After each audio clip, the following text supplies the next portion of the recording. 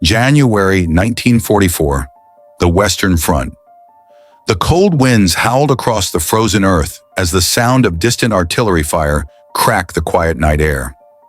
German soldiers, weary and battle-worn, huddled together in their trench. Their uniforms, once neat, were now torn and muddied by the relentless horrors of war. The distant rumble of something large and powerful echoed through the cold, an ominous sound growing louder with each passing second. Suddenly, the horizon exploded in a thunderous roar. The ground trembled beneath their feet as a massive column of American tanks rolled into view, followed by a nearly endless line of trucks, infantry, and artillery. The sheer scale of the force was staggering, an unrelenting wave of military might, unlike anything they had seen before. The Germans had fought many armies, but this was different. This was not just an army. It was an overwhelming force, a symbol of industrial might and determination. And then, as the first shots were fired, one soldier's eyes filled with disbelief and tears. He had seen battles, seen death, but this was something beyond his comprehension. The reality of it hit him like a punch to the gut. America had entered the war in full force, and this war would never be the same again. The winds of war had been stirring across Europe for years before the world truly took notice. In 1939, Hitler's aggressive expansionism shattered any illusion of peace. The world watched as Nazi Germany swept through Poland, triggering the start of World War II. The blitzkrieg tactics were revolutionary, overwhelming enemies with speed, precision, and a devastating combination of air and ground forces. By 1940, France had fallen, and the Nazis seemed unstoppable. Germany's military dominance in Europe was becoming undeniable, and Adolf Hitler's vision of a greater Germany seemed within reach. The Luftwaffe ruled the skies, while the Wehrmacht's tank divisions, spearheaded by the fearsome panzer units, crushed all opposition on land. For the soldiers of the Third Reich, victory was not just possible, it was inevitable. They had conquered vast stretches of territory, bringing much of Europe under their boot. But beyond the European theater, a new force was slowly awakening. In the United States, the war seemed like a faraway concern. President Franklin D. Roosevelt's initial stance was one of isolationism, the memory of the First World War still fresh in the minds of many Americans. The U.S. military was small compared to the behemoth armies of Europe. There was a sense that America was too distant, too insulated from the turmoil of Europe and Asia to be directly involved. Yet even as Hitler's forces crushed the continent beneath their heel, America's industrial machine was beginning to hum. In 1940, the U.S. began sending aid to Britain and other allies through the Lend-Lease Act, providing arms, ammunition, and supplies that would help to keep the Axis powers at bay. This was a shift in American policy, a shift that would soon have dire consequences for Germany.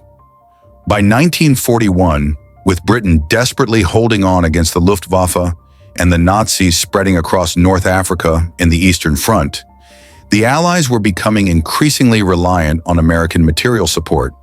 But it wasn't just the physical supplies that would prove decisive. It was the vast, untapped human resources and industrial power the United States could unleash. For the German military, the idea of a fully committed American force seemed distant. But as the world watched the growing tensions in the Pacific, few could have predicted the devastation that was soon to come. Pearl Harbor and America's entry into the war. The morning of December 7, 1941, would forever change the course of history. As Japanese planes swooped down on Pearl Harbor, launching a devastating surprise attack, the world held its breath. The United States was no longer a distant observer in the global conflict. It was now fully engaged.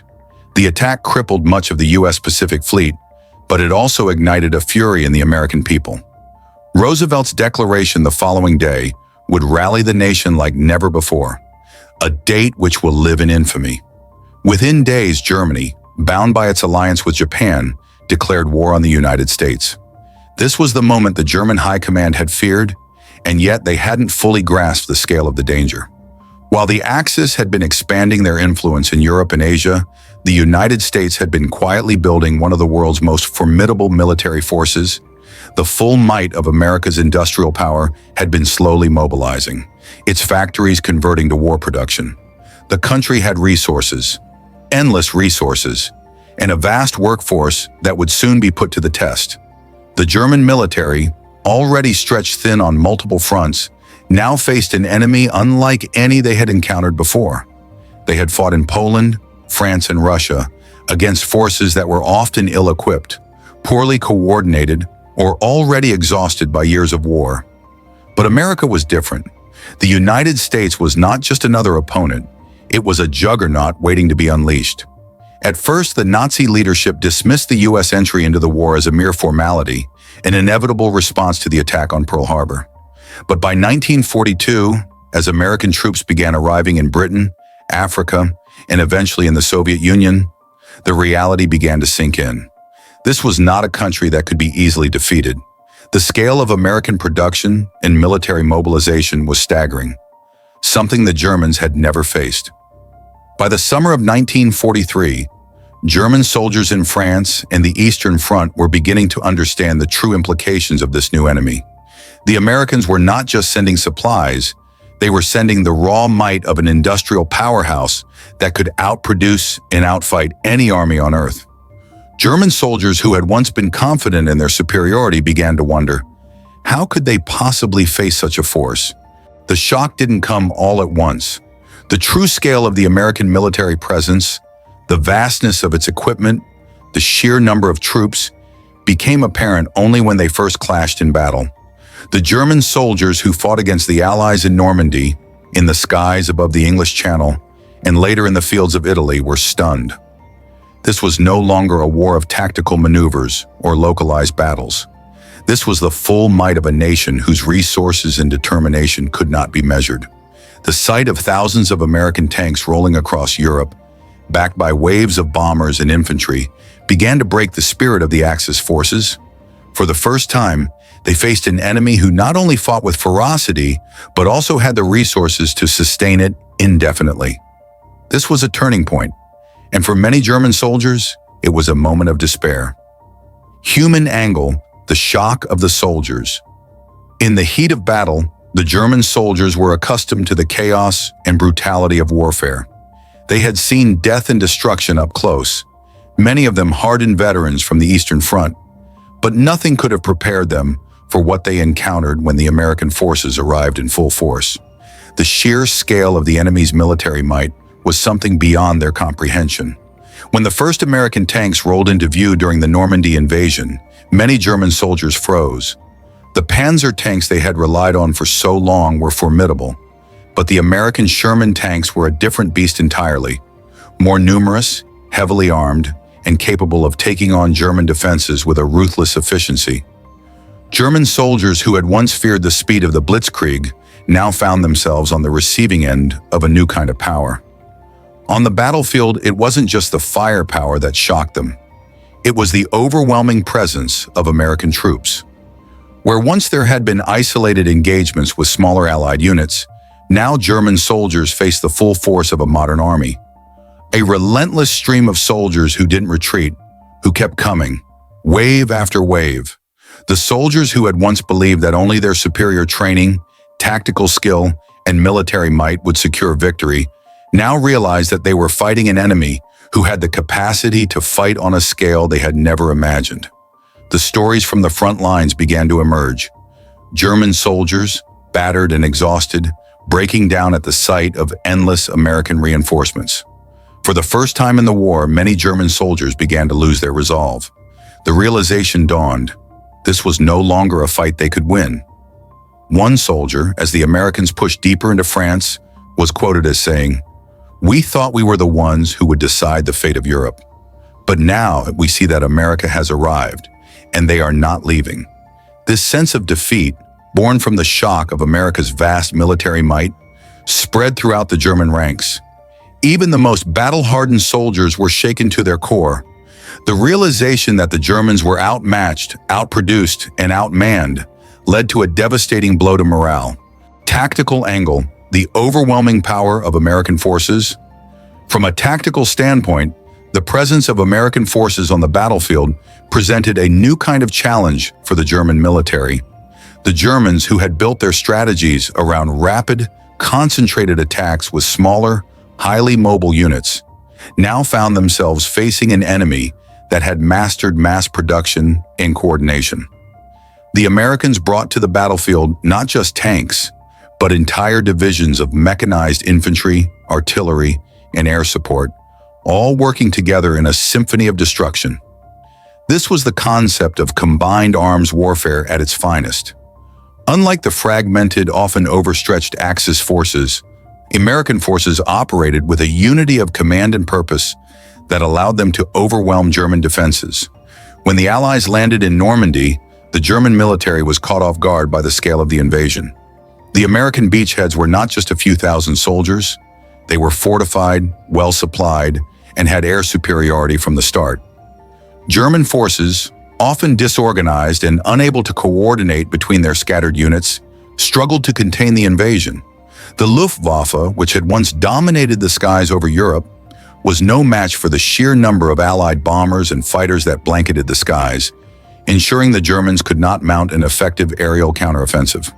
What set the American military apart from the Germans, tactically, was its ability to keep up the pressure. The Germans were used to rapid, decisive engagements, where one battle could determine the fate of a campaign. But the Americans, with their vast industrial capacity and strategic depth, could afford to keep throwing men and material into the fight without ever faltering.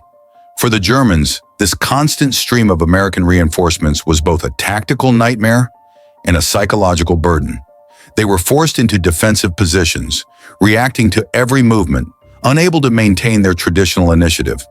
The strategic depth the Allies had created meant that no matter how many German units were sent to hold a position, there were always more Americans pushing forward, exploiting weaknesses, and advancing relentlessly. On the ground, American infantry was well equipped with new, innovative weapons, like the M1 Garand rifle, a semi-automatic weapon that provided a significant advantage over the German bolt-action rifles. The American forces also relied heavily on air support, using bombers to soften up enemy positions before infantry and tanks moved in to finish the job. The Germans, by contrast, had a limited number of aircraft and a smaller number of tanks to counter the tide of American hardware. The vastness of the American military machine meant that they could fight on multiple fronts simultaneously, while the Germans were stretched thin across Europe. This imbalance in resources and coordination led to the gradual crumbling of German defenses. The American military's ability to rotate fresh troops and supplies into the theater allowed them to maintain a constant pressure on the Germans, preventing any meaningful recovery. As American forces advanced, German soldiers began to realize that they were no longer facing a single, focused military force. They were facing an unstoppable, mass juggernaut that could never be matched in terms of scale or resilience. For many soldiers, the tactical realities of the war were shifting in favor of the Allies, and this realization struck with a profound sense of inevitability. The D-Day invasion, the first shocking encounter. The night before June 6, 1944, the tension was palpable. Thousands of Allied paratroopers prepared to drop into Normandy, while naval ships lined up off the coast, ready to unleash hell with their massive bombardments. The operation was codenamed Overlord, and it was the largest amphibious assault in history. As the first rays of dawn broke over the English Channel, the beaches of Normandy were about to witness a moment that would shake the German war effort to its core. Over 150,000 American, British, and Canadian troops stormed the beaches, facing a well-entrenched and heavily fortified German defense. The Germans, under the command of General Erwin Rommel, had anticipated an invasion, but they had expected it further north in the Pas-de-Calais. The Allies had deliberately misled them, using deception operations and feints to draw their attention elsewhere. As the first wave of American soldiers hit the beaches, the German defenders unleashed a hail of fire from entrenched bunkers, machine guns, and mortars. The air was thick with smoke, and the sound of artillery shattered the morning quiet. The American forces took heavy casualties, but the sheer scale of the invasion, combined with relentless air and naval bombardment, soon made it clear that the German defenses were not going to be enough. The German response was disjointed. The heavily fortified Atlantic Wall, designed to repel a seaborne invasion, had been breached. The Luftwaffe, which had once dominated the skies of Europe, was unable to prevent the massive airlift of Allied reinforcements. On the ground, American forces, despite the initial shock and staggering casualties, pressed forward with unparalleled determination. The German commanders, unable to quickly mobilize reinforcements or respond effectively, watched as the tide of battle began to shift. For the soldiers manning the German defenses, it was a moment of profound disbelief. They had never seen anything on this scale before. Tanks, artillery, and infantry were flooding onto the beaches with relentless intensity. The American forces seemed endless, wave after wave with no sign of slowing down. One German soldier, recalling the battle years later, said, "We had been trained to expect a limited local attack, but the sheer number of them, the scale of the invasion, it was something we could not fathom. We thought the war would be over soon, that we could fight on our terms. But here on the beaches of Normandy, we realized that we were no longer in control. They were everywhere, and they just kept coming." This realization was the first shock for the German soldiers. The realization that the Allies could not only match their firepower, but overwhelm them with sheer numbers and coordination. The landing at Normandy marked the beginning of the end for Germany's hopes of victory in Western Europe. As American forces surged inland, breaking through the defenses, the German soldiers began to face a devastating new reality: the Battle of the Bulge, the last stand, and the inevitable collapse. The brutal winter of 1944-45 saw one final desperate push by the German military in what would come to be known as the Battle of the Bulge. In a last-ditch effort to turn the tide of the war, Adolf Hitler launched a surprise offensive against the Allied forces in the Ardennes forest in Belgium. His hope was to split the American and British armies and recapture the vital port of Antwerp. But this was to be the final attempt of a nation already on the brink of collapse. The Germans struck with the ferocity of a wounded beast, hoping that the surprise and the harsh winter conditions would allow them to break through the thinly stretched Allied lines. For the German soldiers, it was a final opportunity to halt the advancing American forces, to slow the march toward Germany itself.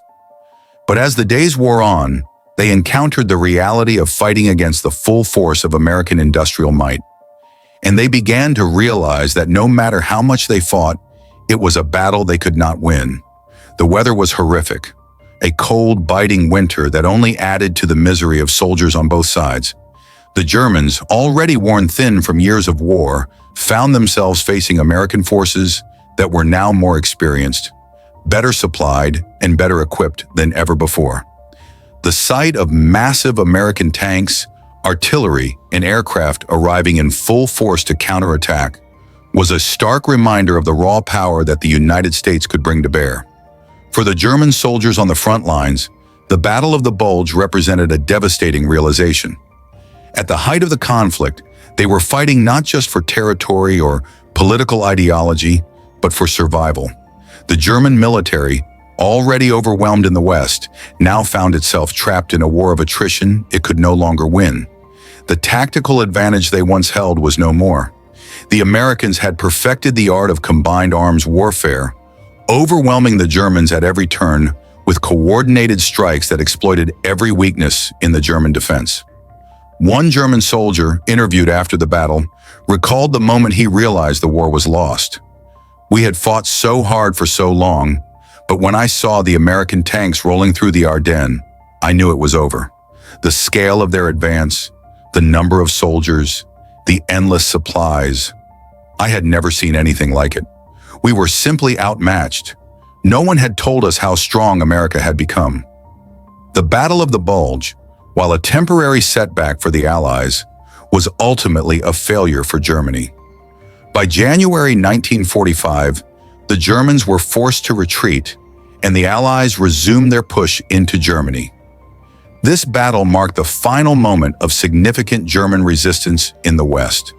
The American military's ability to recover from setbacks, to adapt to the harsh conditions of the battle, and to continue pushing forward with relentless momentum was a testament to their overwhelming strength. The defeat in the Ardennes was the final nail in the coffin for Germany's chances of winning the war.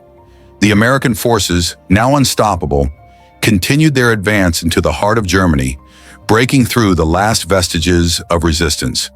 The relentless march of the Allies across Europe was met with increasing despair from the German soldiers, who understood, at last, the full scope of their opponent's military might. The destruction of the German war machine. By the spring of 1945, the world had begun to see the full extent of the devastation wrought by the war. Germany, once a formidable power that dominated Europe, now lay in ruins. The Allied forces, spearheaded by the Americans, had pushed through France, Belgium, the Netherlands, and into the heart of Germany itself. The collapse of the German war machine was swift and total. The last days of the Third Reich were marked by a flurry of desperate and futile efforts to slow the inevitable. The remnants of the German military, stripped of supplies, morale, and leadership, retreated in disarray as the Allies closed in. Hitler's bunker in Berlin, where he had once confidently directed his forces, became the symbol of a crumbling regime. By May 7, 1945, Germany had surrendered unconditionally to the Allied forces, officially bringing an end to the war in Europe. The sheer scale of American military might have been a critical factor in the collapse. The United States, with its seemingly endless resources, had turned the tide of the war. From the factories of Detroit to the rolling fields of the Midwest, American industry had produced the weapons, vehicles, and supplies that sustained the war effort. The German military, already stretched thin by years of conflict, had no hope of matching the Allied industrial output. The Americans, with their powerful economy and unyielding resolve, had simply outproduced the Axis powers at every turn. The final push into Germany was marked by the overwhelming presence of American forces.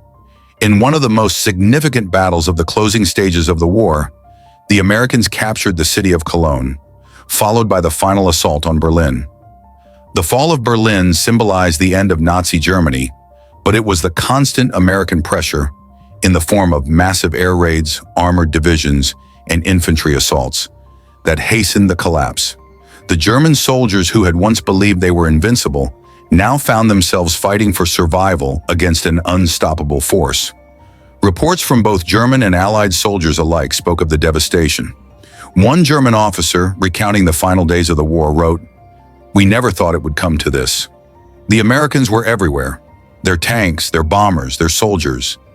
It was like nothing we had ever seen before. We could barely hold the line, and even when we did, they just kept coming." The massive Allied bombardments reduced entire German cities to rubble, while the American military rolled over the remaining German defenses with brutal efficiency. In the air, the American bombers had already devastated Germany's industrial infrastructure, making it impossible for the Germans to continue producing the weapons they needed. On the ground, American forces destroyed the remnants of the German military, capturing or neutralizing the last pockets of resistance. For the German soldiers who had fought so hard for years, the aftermath was a bitter pill to swallow. Many were taken as prisoners of war, while others were left to flee in confusion and despair. The collapse of the Nazi regime also marked the end of a brutal ideology that had plunged Europe into chaos. The German civilians, many of whom had once supported Hitler's vision, were left to pick up the pieces of a broken nation. The Americans had done what seemed impossible. They had turned the tide of a global conflict, and in doing so, had shattered the German war machine. The sheer scale of American intervention, in both manpower and resources, had been the decisive factor in the defeat of the Nazis. But while victory was now assured, the cost of that victory was immense, not just for the Germans, but for the world. The psychological impact and shift in global power. As the dust settled over a defeated Germany, the true psychological and global repercussions of the war began to take shape. The German people, as well as the surviving soldiers, were left to grapple with the realization that their once dominant military and political power had been obliterated. The shock was not merely the loss of territory or soldiers, but the deeper, more pervasive realization that they had fought and lost to an enemy that could outlast, outproduce, and outfight them at every turn. The German High Command, which had once believed in the supremacy of the blitzkrieg strategy, the rapid, overwhelming attack that had swept across Europe, was left powerless in the face of a new, unyielding form of warfare. The United States had demonstrated a profound ability to wage war on a scale that the Germans could not match. Not only did they have the numbers, but they also had the logistics, the infrastructure, and the industrial capacity to sustain the war indefinitely. As Nazi Germany crumbled, it became clear that the Allies, and particularly the United States, had rewritten the rules of modern warfare. For the German soldiers who had once viewed themselves as invincible, the aftershocks were deeply personal. Many of them had fought alongside their comrades for years, witnessing the collapse of their nation firsthand. In the final days of the war, some soldiers chose to surrender, while others retreated in fear, knowing their fight was hopeless. The overwhelming American military presence was a constant reminder that they could not win. Many German soldiers, once proud and defiant, were left questioning their role in the war and the ideals they had fought for. One German veteran, reflecting on the loss of the war, said, "We were taught to believe we were the superior force, that we were fighting for a cause greater than ourselves. But when we saw the Americans, we knew the truth. Their strength wasn't just in their tanks or their bombs. It was in their ability to keep coming, no matter what we did to stop them." They never stopped. Meanwhile, the rest of the world began to process the vast scale of the war's destruction and its aftermath. While the American victory in Europe marked the end of Nazi control, it also signaled a shift in the global balance of power. The United States, having emerged as the preeminent military power in the world, began to influence global politics like never before. In the wake of Germany's collapse, the Americans spearheaded the reconstruction of Europe, laying the groundwork for the Marshall Plan and beginning a new era of international diplomacy and trade. The Soviet Union, too, was a critical player in the post-war world, but the dominance of the United States became increasingly apparent. The Germans had long feared the Soviets, but it was the Americans who, with their unprecedented ability to mobilize resources and manage a global military network, would dominate the global stage in the years that followed. The psychological toll on the German people was immense, as they came to terms with their defeat, not only by the Allies but by the sheer scale of America's military might. As the Allied occupation of Germany began, the stark difference in how the Americans and Soviets approached the rebuilding of post-war Europe became apparent. The US was determined to create a stable, democratic, and prosperous Europe, while the Soviets moved to consolidate their influence in Eastern Europe, setting the stage for the Cold War. This division of influence between the Western Allies, led by the United States, and the Soviet bloc, would dominate global politics for the next half-century. For the German soldiers, the aftermath of defeat was not just about losing a war, it was about losing an identity. They had fought for a vision of a new Europe under Nazi control, but the reality was a landscape shattered by their own actions. The mental scars were deep, as many of these men returned home to a broken nation, struggling with feelings of shame and regret. The moral weight of the war's devastation weighed heavily on them, knowing that their actions had contributed to one of the most horrific periods in history. The defeat of Germany and the end of World War II, however, also represented the triumph of the American approach to warfare. The United States, through its sheer industrial might and unrelenting drive, had proven that it could not only compete with, but surpass the military power of the Axis powers. This shift in global power would go on to shape the modern world, with the United States emerging as the undisputed superpower in the aftermath of the war. The events of World War II, and particularly the collapse of Nazi Germany, stand as a testament to the unyielding power of industrial might, strategic coordination, and human resilience. For the German soldiers who fought in the war, the sight of the American military juggernaut, an unstoppable, vast, and relentless force, was a bitter awakening. They had believed that their skill, discipline, and the superiority of their technology could ensure victory. Yet in the face of America's unparalleled capacity to produce, coordinate, and sustain a global war effort, they were humbled. This shift in the balance of power, from the fascist ambitions of the Axis to the democratic might of the Allies, was not just a turning point in military history. It marked the beginning of a new global order. The United States, having emerged from the war stronger than ever, reshaped the world with its military and economic might. The devastation that ravaged Europe would eventually lead to the birth of the Cold War, the rise of the American superpower, and the division of the world into spheres of influence that would define international relations for decades. For the Germans, the aftermath was a profound reckoning. The war had not only destroyed their cities, their military, and their political regime, but had shattered their national identity. In the end, it was the sheer strength and resolve of the American military and the relentless commitment of its people that won the war.